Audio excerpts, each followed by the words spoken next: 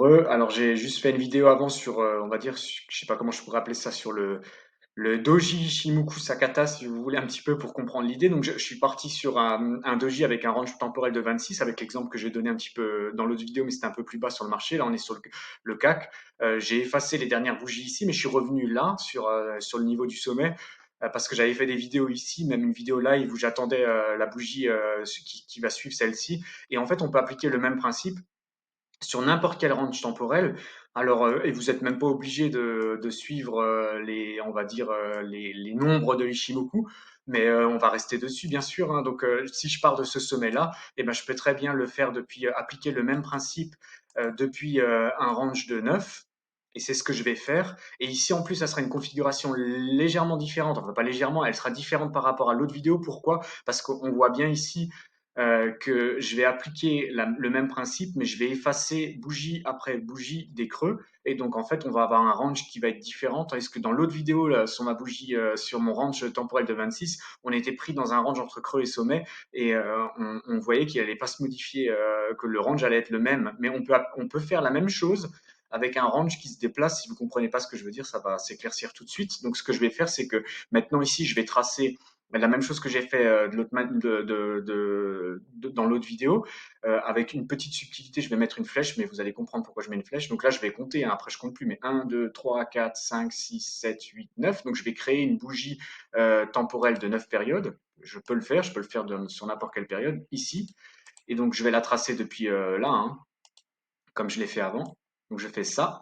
Et vous voyez qu'il y a une flèche ici. Cette flèche, elle symbolise juste le fait qu'en fait, je suis parti d'un creux temporellement, de la gauche vers la droite, je suis passé d'un creux vers un sommet. Voilà. Et ensuite, elle est verte. Pourquoi? Parce que ça peut être deux choses différentes, hein. Je peux avoir une vague haussière et l'avoir en rouge, hein. Ici, la flèche symbolise que j'étais dans une vague haussière, donc de creux à sommet, et elle est de couleur verte. Pourquoi? Parce que j'avais ici l'ouverture et ici la clôture. Et maintenant, je me décale là. Et pourquoi je vous dis qu'on a un range qui se déplace? Bah, tout simplement parce qu'en fait, je peux plus prendre ce creux-là. Donc, je suis obligé de prendre celui-ci. Et donc, je vais tracer un nouveau, toujours comme ça. Donc, une flèche, pourquoi? Parce que je suis dans une vague haussière, de creux à sommet. Et pourquoi je la trace en vert? Parce que j'ai eu l'ouverture ici et la clôture plus haut. Deux points à noter. J'ai pour le moment deux clôtures qui sont au-dessus du demi-prix du range temporel de 9 périodes. Et on a une clôture ici plus basse que celle-ci. Donc pour le moment, c'est purement de l'observation et ça restera de l'observation, hein. Là, c'est une vidéo, on va dire, d'observation et on va dire vraiment dans un but pédagogique pour vous expliquer un petit peu comment je vois la chose. Donc je vais continuer ici. Donc maintenant, le range, il est pris là. Donc déplacement du range. Donc comme on est sur une vague haussière, je la trace avec une flèche vers le haut. Et pourquoi elle est verte? Parce que j'ai l'ouverture ici et la clôture ici. Et là, vous notez quelque chose d'important, c'est que maintenant, sur ce range temporel de 9 périodes, on a la clôture sous le demi-prix. Et comme sur 26, et comme sur tout ce que vous voulez, c'est important quand vous voyez ce changement-là. Voilà. Je vous passe pas en ce temps juste l'information, mais c'est important. C'est important parce qu'on est passé sous le demi-prix. Donc on est comme ça, et maintenant on va se décaler ici. Et là, il y a eu donc là, il y a eu déjà un changement, hein. Et on note aussi qu'on a eu la clôture ici sur le creux, le sommet, pardon. La clôture s'est faite ensuite sur la bougie d'après en dessous, et la bougie encore d'après s'est faite en dessous. Donc on a deux clôtures consécutives baissières. Et là, on est sous le demi-prix. Et maintenant, on a cette bougie-là. Donc là, on a déjà eu un changement ici, hein. Et là, maintenant, on a encore un autre changement qui est encore plus important. Il y a même eu plusieurs changements sur cette bougie-là. Et il faut arriver à saisir ces moments-là, en fait. C'est ça qu'il faut arriver à saisir. Et là, quand je vais vous le montrer, ça paraît simple. Mais le problème, c'est que pour beaucoup de gens, ça sera invisible tout ça. Tout ceci sera invisible et ils vont comprendre le marché seulement une bougie trop tard, en fait. Osoda dit bien que si vous savez utiliser Ishimoku, vous allez saisir les moments en avance. Et ça ne veut pas dire que vous allez lire l'avenir, hein, c'est que vous allez pas être surpris par ce qui va se passer en fait. Bien sûr que des fois vous allez peut-être être surpris par le marché parce que tout le monde peut être surpris par quelque chose. Mais dans l'idée, c'est de ne jamais être surpris. Je répète ce que j'avais dit dans une autre vidéo et ce que je vous ai fait lire. Osoda dit qu'il est interdit d'être anxieux sur les marchés. Donc, quand on lit un marché, on ne doit avoir aucune anxiété. Donc là, on le lit tranquillement. Donc maintenant, je suis ici. Et là, cette fois-ci, le range, je suis obligé de le prendre là. Et on voit déjà le changement. Vous voyez juste au moment où je déplace mon range, hein, ça doit être, ça doit vous faire quelque chose, enfin, de vous faire quelque chose. Voilà, ça va pas, voilà, il y a pas d'émotion particulière, mais ça doit vous alerter en tout cas sur le fait que là, j'ai décalé, hein, j'ai décalé sur un cru qui est ici maintenant et qui est plus ici. Donc, je vais tracer forcément une flèche vers le bas. Pourquoi? Parce que maintenant on a changé, on n'est plus de, si on lit de la gauche vers la droite, on n'est plus de creux à sommet, maintenant on est de sommet à creux, donc je vais devoir tracer une flèche, mais la bougie peut encore être verte. Elle peut encore être verte, donc pour le moment je vais la mettre verte, parce que tout va dépendre si je garde, parce que moi je veux garder les codes couleurs des chandeliers japonais, hein. Et donc ces flèches là, c'est moi qui précise ça, parce que c'est important et c'est pas noté dans les chandeliers japonais en fait, c'est un peu la problématique, mais voilà. Chacun utilise les représentations graphiques qu'il veut. Moi, je dis qu'il faudrait ça en plus, mais après, voilà. Et donc, on a ça. Et donc, maintenant, pour savoir le code couleur, si on est rouge ou vert, il faut savoir si l'ouverture s'est faite sous la clôture ou pas. Et donc, ce que je vais faire, c'est que je vais regarder où était l'ouverture. Et donc, l'ouverture, elle est là. Et maintenant, je vais le faire ça précisément. Bon, je pourrais le regarder, mais juste pour, voilà. Et on voit que la clôture, elle est en dessous. Donc, comme elle est en dessous, on est sur une bougie baissière. Voilà. Donc maintenant, je peux tout enlever. Vous notez bien qu'on a la clôture sous le demi-prix. On n'a pas encore cassé, hein, le range, mais on est sous le demi-prix, on est bien en dessous du range des 9 périodes. Et donc ici, on avait déjà remarqué quelque chose, on avait déjà saisi quelque chose, si je reste dans le terme de soda, je ne sais pas si c'est le terme français, mais ça me plaît bien de dire qu'on saisit des moments. Et donc là, ici, ce qu'on a saisi, c'est quoi? C'est déjà qu'on a changé, on est passé sur une vague baissière, on est passé sur une bougie baissière, on est passé sous le demi-prix depuis ici, et on voit les clôtures aussi. On a clôturé ici, on a clôturé ici, on a clôturé ici, on a clôturé ici. Donc on voit le changement, hein. On voit les clôtures, clôtures, clôtures, clôtures, ça baisse, ça baisse, ça baisse. Et si on reste sur l'idée du doji, parce que c'était un peu le but de ma vidéo, eh ben, l'ouverture, elle est où? Elle est ici, hein. C'est ce que je vous ai dit dans le range, je la remets, mais c'était ici. Donc là, on est sur un doji. Alors, si vous le considérez pas comme parfait parce que l'ouverture est légèrement au-dessus, on s'en fiche en fait. On s'en fiche parce que on a déjà maintenant la clôture en dessous. On a déjà clôturé en dessous. Donc, avant, on était à l'inverse et maintenant, on est comme ça. Donc, entre celle-là et celle-là, il y a eu un changement. Et si maintenant j'affiche ici un span, vous comprenez bien que si je trace des ranges temporelles de 9, ce qui est intéressant pour saisir la conversion, c'est de saisir un Chiku span à 9. Donc, c'est pour ça que je l'ai mis ici à 9. Et donc, je vais l'afficher. Et donc, forcément que maintenant, il est ici, il attrape ici. Pourquoi? Parce qu'il montre la clôture là et on est encore accroché au prix. Mais on comprend bien que si le marché continue ce qu'il fait, et ce qu'il fait, ça veut dire qu'il a ici il a rétréci ses ranges haussiers, il a créé un range baissier, il a créé une bougie baissière, il a créé un doji, il a créé une suite de clôtures baissières. Enfin, on a beaucoup, beaucoup, beaucoup d'indices. Je dis pas maintenant ici qu'il va falloir trader ça, mais en tout cas, on a saisi l'information. L'information, c'est quoi? C'est que peut-être ça, c'est vraiment un sommet et que là, on va pouvoir, si on suit en plus l'idée du doji, si je peux l'appeler comme ça, c'est qu'on peut avoir ici maintenant, on va pouvoir avoir peut-être une accélération, pas forcément un gap. Là, on sait qu'il va y avoir un gap puisque je vous l'ai déjà montré, mais c'est important de voir maintenant ce qui va se passer ici, hein. C'est important parce que si c'est un retour à l'équilibre là, eh ben c'est possible en fait que le marché rebondisse sur l'équilibre. Et ce qui est peut-être aussi possible, c'est qu'ensuite, ils viennent tout casser. Donc on va juste laisser une bougie, mais vous la connaissez cette bougie. Voilà. Alors maintenant, je ne dis absolument pas qu'il fallait trader ça à la vente. Je ne dis absolument pas que maintenant on ne peut plus faire d'achat.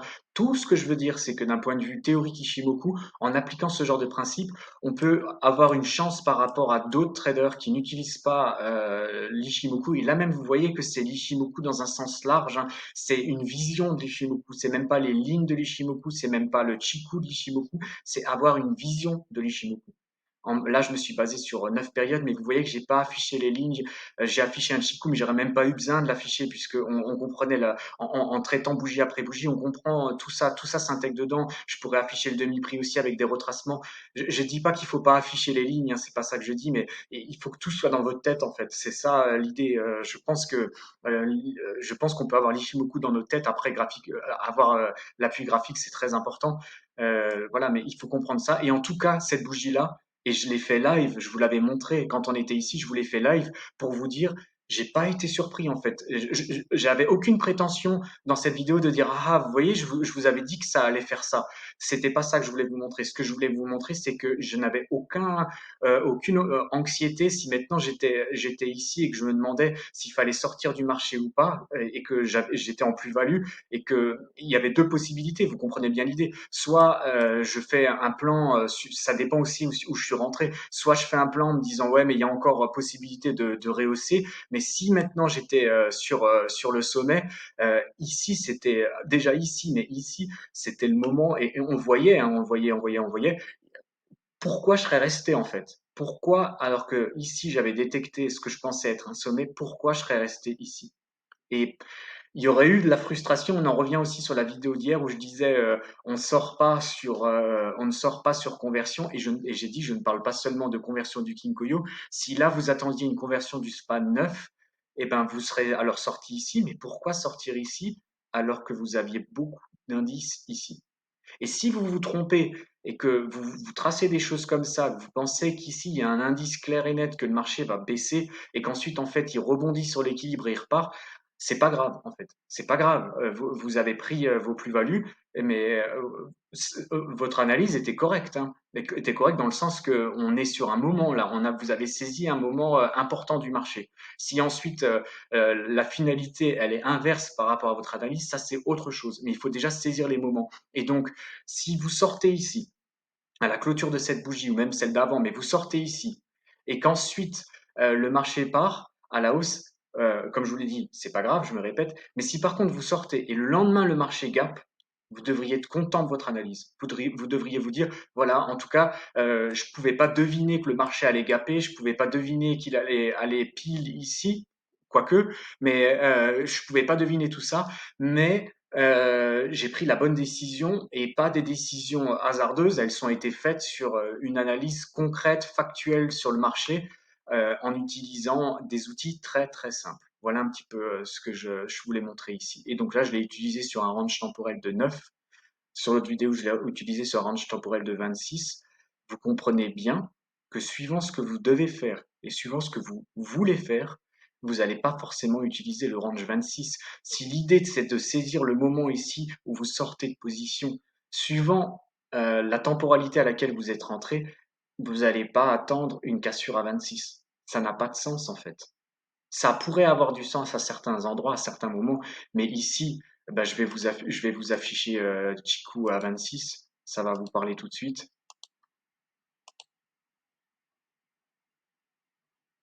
À ce moment-là, ici, on était là. Vous vouliez attendre quoi pour vous poser la question? Je vous parle pas à vous directement. Alors on va dire on attendrait quoi ici par rapport à un span 26 en fait? C'est la question que vous devriez vous poser parce que quand certains vous disent ouais c'est trop l'Ishimoku est trop retardé, mais Osoda n'a jamais dit que vous devriez attendre la sortie, la sortie, on va dire la sortie de la section chaotique du span 26 pour vous dire ah tiens il est temps peut-être que je prenne mes plus-values. Il a jamais dit ça. Cette vision du span 26, c'est une vision, on va dire, standard, avec un span 26 standard. Quand vous tradez, vous êtes propriétaire de votre argent et vous êtes propriétaire des décisions que vous prenez. Vous n'êtes pas propriétaire des paramètres que TradingView vous a mis sur l'Ishimoku. C'est à vous de décider de ça. Et donc, si vous entendez des gens qui disent surtout ne changez pas les paramètres de l'Ishimoku, de quels paramètres on parle? De quels paramètres on parle? Parce que ce Chiku 26, vous l'utilisez, mais il faut savoir quand et comment on l'utilise. On l'utilise certainement pas pour sortir de position sur un sommet. Enfin, pas en tout cas dans cette configuration-là, suivant ce que vous vouliez faire, non, vous comprenez bien l'idée. Si votre idée c'était de sortir au plus haut, on ne l'utilise pas comme ça. Donc là, moi, j'ai changé les paramètres, si on peut dire, et j'ai utilisé un range temporel de 9.